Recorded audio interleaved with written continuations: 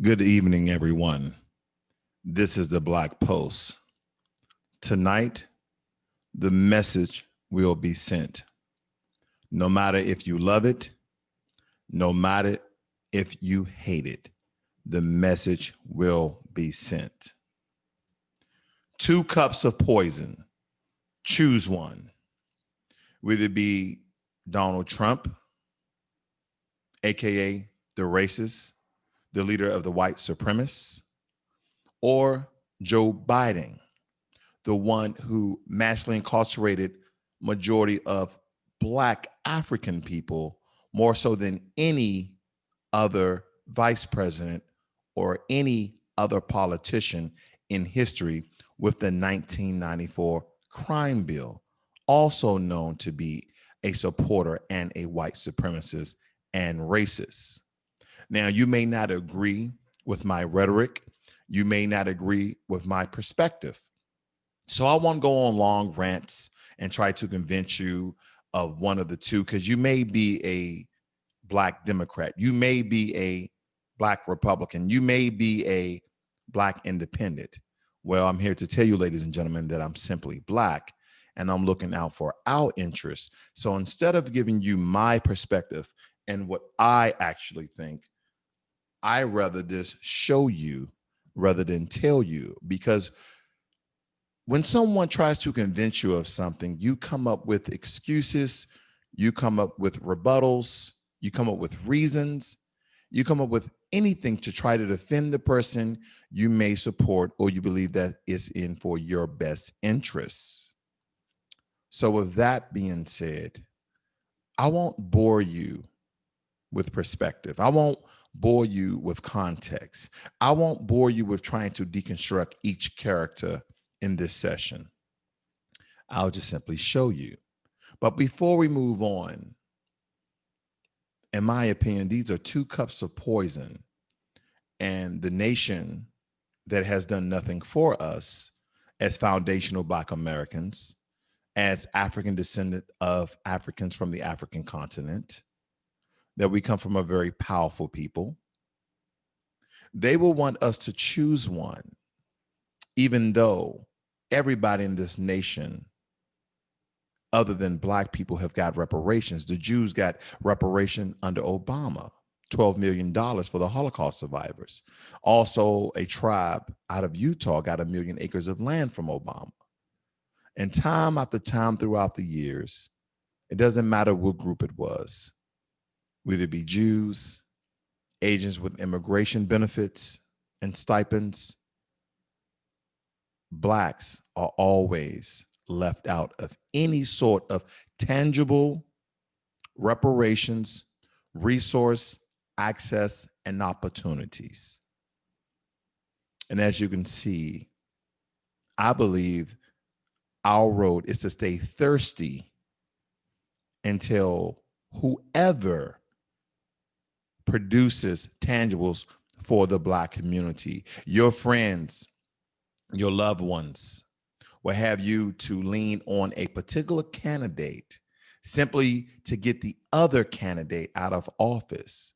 The question you should have is, well, what is that candidate is going to do for me specifically? What is it going to do for Black people in America? Or are we simply trying to vote one out to get another in? Are we voting one racist out to get another racist in because one may talk to us a little bit nicer than the other one? So before I go deeper into this, because I can, but I won't, as I promised, let's first define what poison is. A substance with an inherent property that tends to destroy life or impair health, something harmful or pernicious as to happiness or well-being. Well, since you've been in this country, whether you're 20, 30, 40, 50, 60 years of age, riddle me this. The times you have voted, if you have voted, what has changed for you, your family, and your people from any candidate, whether it be with Bill Clinton, Ronald Reagan, Barack Obama, Donald Trump, Jimmy Carter. What has changed for you? But haven't you seen every other group around you get support and opportunities? So, without further ado, I'd rather show you than tell you. A well-educated black. Puerto Rico. These are animals. Look at my African American over here.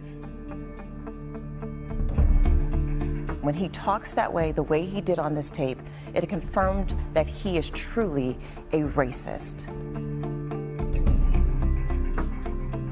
A well-educated black has a tremendous advantage over a well-educated white. A black may think that they don't really have the advantage. If I was starting off today, I would love to be a well-educated black. They don't look like Indians to me, and they don't look like Indians to Indians. It would be 9 blacks against 9 whites, all highly educated, very smart, strong, beautiful people, right? Pocahontas? Is it offensive? Oh, really? Oh, I'm sorry about that. Pocahontas? I think she's as Native American as I am, okay? When Mexico sends its people, they're not sending their best. They're bringing drugs, they're bringing crime, they're rapists, and some, I assume, are good people. I want surveillance of certain mosques. Negotiating with China. They say, we want deal. I'm asking for the vote of every single African American citizen in this country. What do you have to lose? You're living in poverty. Your schools are no good. You have no jobs. 58% of your youth is unemployed. What the hell do you have to lose? Look at my African American over here. Look at him. We are from India. All of my friends in Little Havana. We are also praying for the people of Puerto Rico. We love Puerto Rico. And we also love Puerto Rico. Come here. You're not nervous, right? Speaks perfect English. No, I'm not a racist. I am the least racist person that I can tell. Are you going to apologize like Cory Booker apologize has called for what? Cory Booker's called for it. Cory should apologize. He knows better. There's not a racist bone in my body. I've been involved in civil rights my whole career. You cannot go to a 7-Eleven or a Dunkin' Donuts unless you have a slight Indian accent. I'm not joking.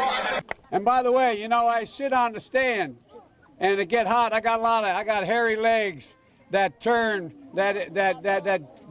turn blonde in the sun. And the kids used to come up and reach in the pool and rub my leg down so it was straight, and then watch the hair come back up again. They look at it. So I learned about roaches. I learned about kids jumping on my lap. And I've loved kids jumping on my lap. Even call centers, which rushed overseas in the hundreds of thousands. How many times you get the call? I'd like to talk to you about your credit card. Poor kids are just as bright and just as talented as white kids. They're going to put you all back in chains. In my opinion, we don't need white people leading the Democratic Party right now. The Democratic Party is diverse, and it should be reflected as so in our leadership. But I tell you, if you have a problem figuring out whether you're for me or Trump, then you ain't black. Why does this happen? I'm not going to do this. I'm not going to do this, because let me just be really clear. Vice President Biden absolutely has a respect level for all people around him, for voters across this country, young people, older voters, voters of color, Black people, Latino voters, Indigenous, Asian American, Pacific Islander. So I'm not going to even traffic in any hypothetical conversation about if he is sensitive enough. In my opinion, we don't need white people leading the Democratic Party right now. President Trump took his attacks on 4 Democratic lawmakers to a raucous campaign rally in North Carolina last night. His supporters chanted, "Send her back," echoing the president's racist tweet that the 4 women of color should go back to the countries where they came from. Paula Reed is at the White House. Paula, what were you looking for last night, and what did you learn? Well, Tony, this rally in a state that the president narrowly won in 2016 was a chance for the president to test out how this controversial approach is resonating with his supporters. And it appeared they're with him all the way.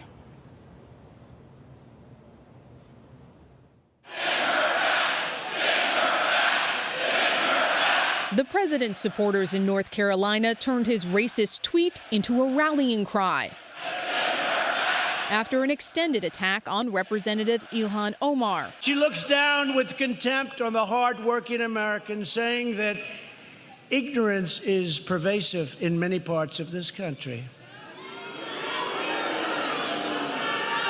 Omar responded to the president's attacks and the crowd's chants in a series of tweets last night. She quoted poet Maya Angelou, saying, "You may kill me with your hatefulness, but still, like air, I'll rise." Omar has a history of launching vicious anti-Semitic screeds. In an exclusive interview with Gayle King this week, Omar addressed past comments that some have criticized as anti-Semitic. Would you like people to, would you like to make it clear that you are not anti-Semitic? Oh, certainly not, yes. Would you like to make that clear? Yes, I mean, and that, nothing I said, at least to me, was meant for that purpose. The president kept up his attacks on the so-called squad. Talib, Presley, Cortez. Somebody said that's not her name. I don't have time to go with 3 different names. We'll call her Cortez. The president is highlighting the 4 liberal freshman lawmakers in an effort to make them the faces of the Democratic Party ahead of 2020. Their comments are helping to fuel the rise of a dangerous, militant hard left.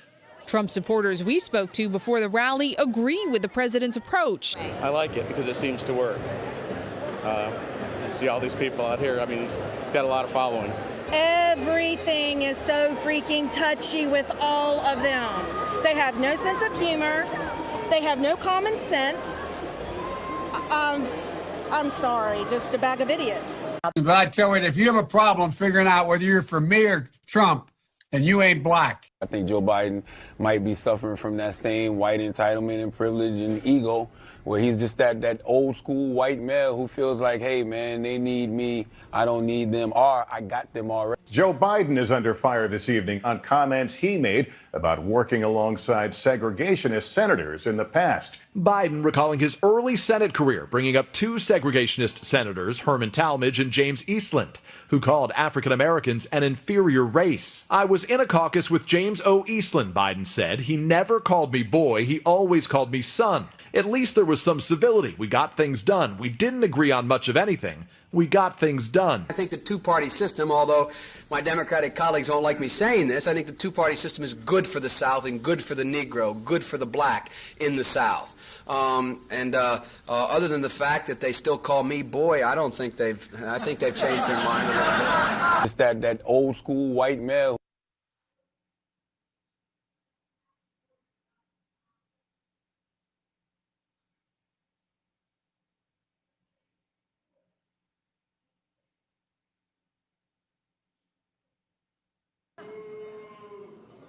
They're going to put you all back in chains.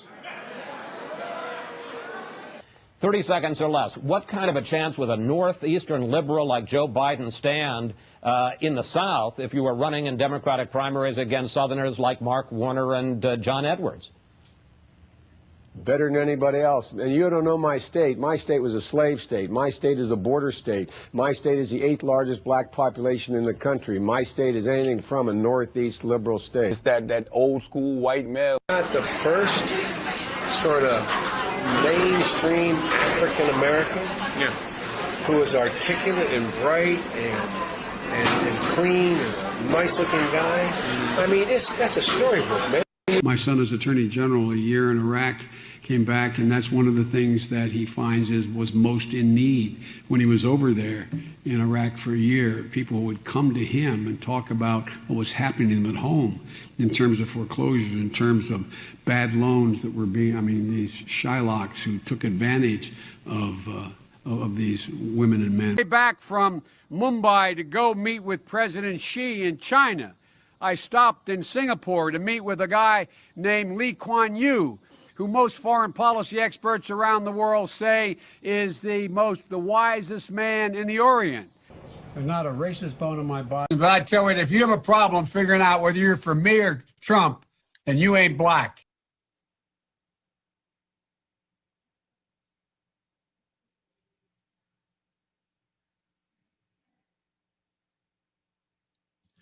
Ladies and gentlemen, beautiful Black people, wherever you are, you have to understand one thing, that living in a system of white supremacy, not only in the United States of America, but around the world, they like to produce and give you imagery. They like to give you sound bites to convince you. Well, when you hear it from the devil's mouths themselves, what do you have to say? Do I have to read the entire 1994 crime bill that Joe Biden and Bill Clinton signed? Do I have to show you the video clip that Joe Biden did not want to apologize of the mass incarceration of Black men? Do you have a mind for yourself, or are you so bent on voting for either party? You may have a small business, so you may lean to the Republican side, and that the benefits that you may get, you may be poor, low, impoverished, or disenfranchised. We as a people are already marginalized. And with the Democrat Party, it played on Black people year after year after year, term after term after term. When are we going to stop falling? When are we going to stop falling for the foolishness, for the fakes, for the scam? They continue to talk at us. They never talk to us. They never tell us what they're going to do for us.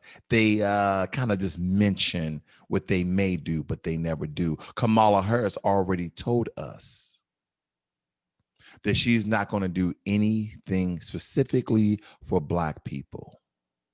And some of you who may be brainwashed, and you may say, well, this country is comprised of more than just Black people, then tell me why that our so-called first Black president, our so-called first mixed president, did everything for everyone else except for us. He signed the Blue Shield law that gave cops even more power and impunity to go hunt down people to kill and incarcerate if they to retaliate after the police.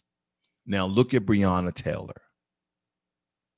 One of them are getting charged because of the neighbors, not even for this young lady's death. See, her boyfriend, who was an upstanding citizen, never been incarcerated, never been detained, never been jailed, was licensed to carry. Police had a no-knock warrant, busting inside of their home in plain clothes.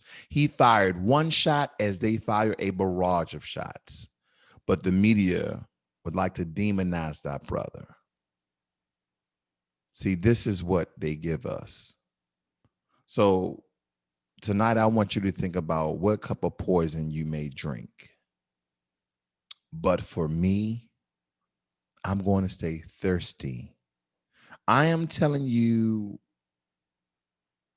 a perspective that for myself, it's not that I'm not going to vote, is that I'm going to hold my vote until either party comes up with some sort of tangibles. And it's just not all about reparations, ladies and gentlemen. It's about justice. Black people, African descendant people, melanated people do not have justice in this country. If we had justice in this country, there would have not been a civil rights movement.